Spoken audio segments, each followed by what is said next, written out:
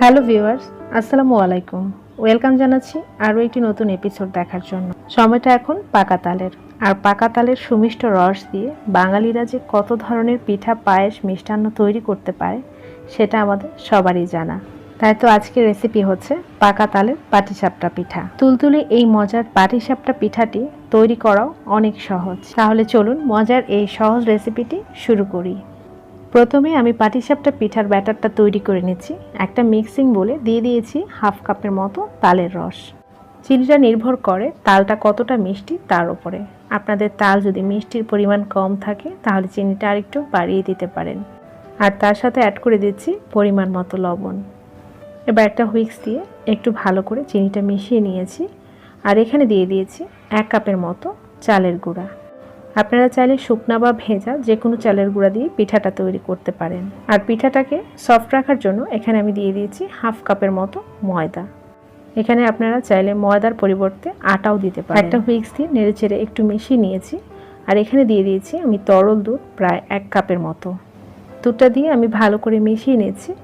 আর এর ঘনত্বটা অনেকটা এই রকম হবে, অতিরিক্ত ঘনও হবে না আবার অতিরিক্ত পাতলাও হবে না। পিঠার এই ব্যাটারটাকে আমি ঠিক আধা ঘন্টার জন্য রেস্টে রেখে দেব। আধা ঘন্টা রেস্টে রাখার কারণে পিঠার ব্যাটারটা একটু ঘন হয়ে যেতে পারে, সেজন্য আমি আবারও এখানে 2-3 চামচ পানি বা দুধ অ্যাড করে নিব। এটাকে এক সাইডে রেখে দিয়ে এবার চলে এসেছি পিঠার পুরটা তৈরি করতে। সেজন্য একটা হাঁড়িতে দিয়ে দিয়েছি 1 চা চামচের মতো ঘি, আর দিয়ে দিয়েছি 2টো এলাচ। ঘিটা যখন হালকা মেল্ট হয়ে যাবে তখন এতে দিয়ে দিয়েছি 3 টেবিল চামচের মতো সুজি। সুজিটা কাঁচা অবস্থায় নিতে হবে। আর একটা স্প্যাচুলা দিয়ে আমি ঘিয়ের সাথে সুজিটাকে ভালো করে মিশিয়ে নিচ্ছি। আপনারা চাইলে এখানে 1 চা চামচ চালের গুঁড়ো মিশিয়ে নিতে পারেন।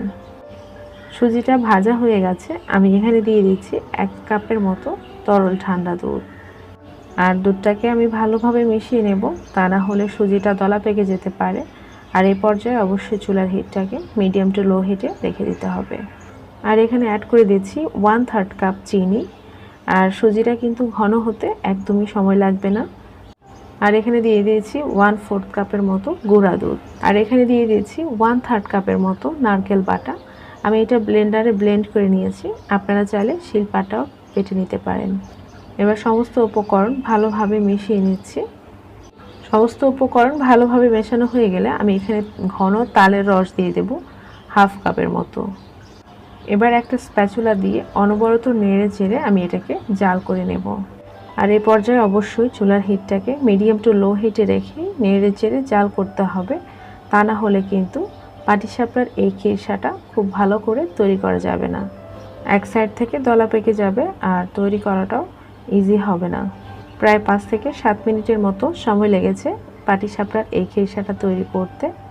যারা নতুন রাঁধুনি আছে তাদের জন্য বলে দিচ্ছি, এই খিরসাটাকে অবশ্যই একটু ঘন করে তারপরে নামিয়ে নেবেন।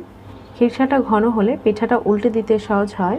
তালের খিরসাটা তৈরি হয়ে গেছে, আমি চুলাটা বন্ধ করে দিচ্ছি। এইটা ঠান্ডা হলে আরেকটু ঘন হয়ে যাবে। পিঠা তৈরি করার জন্য এবার একটা ফ্রাই প্যানে হালকা একটু তেল ব্রাশের সাহায্যে মিক্স করে দিচ্ছি। পিঠার যে ব্যাটারটা আমি তৈরি করে রেখেছিলাম সেখান থেকে আমি সামান্য একটু ব্যাটার দিয়ে দিচ্ছি। ব্যাটারটাকে দিয়ে হাঁড়ির হাতল ধরে হালকা হাতে একটু ঘুরিয়ে নিতে হবে, এতে করে একটা রুটির মতো শেপ তৈরি হয়ে যাবে। এ পর্যায়ে একটা ঢাকনা দিয়ে আমি এটাকে ঢেকে দিচ্ছি। ঢেকে রাখবো 1 মিনিটের মতো। আর 1 মিনিট পর আমি ঢাকনা খুলে যে ভেতরের খিরসাটা আমি তৈরি করে রেখেছিলাম সেখান থেকে আমি একটু দিয়ে দিচ্ছি। আর খিরসাটা যতটা লম্বাটেভাবে দেওয়া যায় ওইভাবে দিয়ে দিতে হবে। একটা স্প্যাচুলার সাহায্যে পিঠার এক সাইড থেকে আমি হালকা হাতে ফোল্ড করে দিচ্ছি। যারা নতুন রাঁধুনি আছে তাদের জন্য বলছি, যেহেতু পিঠাটা একটু নরম, একটু সাবধানের সাথে ফোল্ড করে নিতে হবে, তা না হলে কিন্তু পিঠাটা এক সাইড থেকে ফেটে যেতে পারে। হালকা হাতে পিঠাটাকে ফোল্ড করে নিয়েছি। আর সেই সাথে একটা পাটিসাপটা পিঠা কিন্তু তৈরি হয়ে গেছে। ফোল্ড করার পরে আমি ঠিক এইভাবে পিঠাটাকে রেখে দিব 20 থেকে 30 সেকেন্ডের মতো, এতে করে পিঠাটা উঠাতে একটু সহজ হবে। আর একটা পিঠা তৈরি করতে আমার সময় লেগেছে প্রায় 1.5 থেকে 2 মিনিটের মতো। আমি আরও একটি পিঠা তৈরি করে আপনাদেরকে দেখিয়ে দিচ্ছি। আর এর আগে অবশ্যই ফ্রাই প্যানটাকে মুছে নিতে হবে। সামান্য একটু ব্যাটার দিয়ে আবারও 2 হাতল ধরে ঘুরিয়ে একটা রুটির শেপ তৈরি করে নিয়েছি।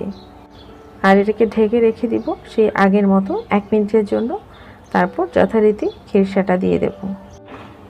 খিরসাটা দিয়ে আমি এক সাইড থেকে পিঠাটাকে হালকা হাতে আবারও ফোল্ড করে নিব। এবার পাটিসাপটা পিঠা তৈরির জন্য কিছুটা টিপস দিয়ে দিচ্ছি। পাটিসাপটা পিঠা তৈরির জন্য ব্যাটারটা কিন্তু অতিরিক্ত ঘন করা যাবে না, আবার অতিরিক্ত পাতলাও করা যাবে না। আর পিঠার ব্যাটারটা রেস্টে রাখার কারণে অনেকটাই ঘন হয়ে যেতে পারে। সেক্ষেত্রে আপনারা অবশ্যই চেক করে এখানে 2 থেকে 3 চামচের মতো পানি বা দুধ অ্যাড করে নেবেন। আর পিঠা তৈরির জন্য অবশ্যই চুলার হিটটাকে মিডিয়াম টু লো হিটে রেখে পিঠাটা তৈরি করতে হবে। এতে করে পিঠার স্কিনটা একেবারে স্মুথ হবে। আর আপনারা যদি এই পিঠার স্কিনটা একটু রাফ খেতে চান তাহলে চুলার হিটটাকে একটু বাড়িয়ে দিলেই কিন্তু পিঠাটা রাফভাবে তৈরি করা যাবে। এই পিঠাটা দুইভাবেই তৈরি করা যায়। একটা হচ্ছে পিঠার স্কিনটাকে একেবারে সফট রেখে, আরেকটা হচ্ছে পিঠার স্কিনটাকে একটু রাফ করে। আপনাদের কাছে যেটা ভালো লাগে সেটাই তৈরি করে নিতে পারেন। প্রতিটা পিঠা তৈরি করার আগে অবশ্যই তেল ব্রাশ করে নিতে হবে, এতে করে পিঠাটা ফোল্ড করতে সহজ হয়। এছাড়াও আপনারা ফ্রাই প্যানটা ইউজ করতে পারেন, পিঠাটা ফোল্ড করতে এখানেও সহজ হবে। কথায় কথায় সবগুলো পিঠাই তৈরি হয়ে গেছে। আমি আপনাদেরকে এগুলো পরিবেশন করে দেখিয়ে দিচ্ছি। এটাকে নর্মাল অবস্থায় ঠান্ডা করে এয়ারটাইট বক্সে ভরে নর্মাল ফ্রিজে রেখে সংরক্ষণ করতে পারেন 1 থেকে 2 দিনের জন্য। আজকের এই টিপস এন্ড ট্রিক্স কাজে লাগিয়ে আপনারা তৈরি করে নিতে পারেন দারুণ মজার তালের পাটিসাপটা। আর ভিডিওটি যদি ভালো লেগে থাকে তাহলে চ্যানেলটাকে সাবস্ক্রাইব করার অনুরোধ রইল। এমন মজার আর ইজি রেসিপি পেতে আমার চ্যানেলের পাশেই থাকবেন। আবারও নতুন কোনো রেসিপি নিয়ে হাজির হব ইনশাআল্লাহ। সবাই ভালো থাকবেন, সুস্থ থাকবেন। আজকের মতো এখানেই বিদায় নিচ্ছি। আল্লাহ হাফেজ।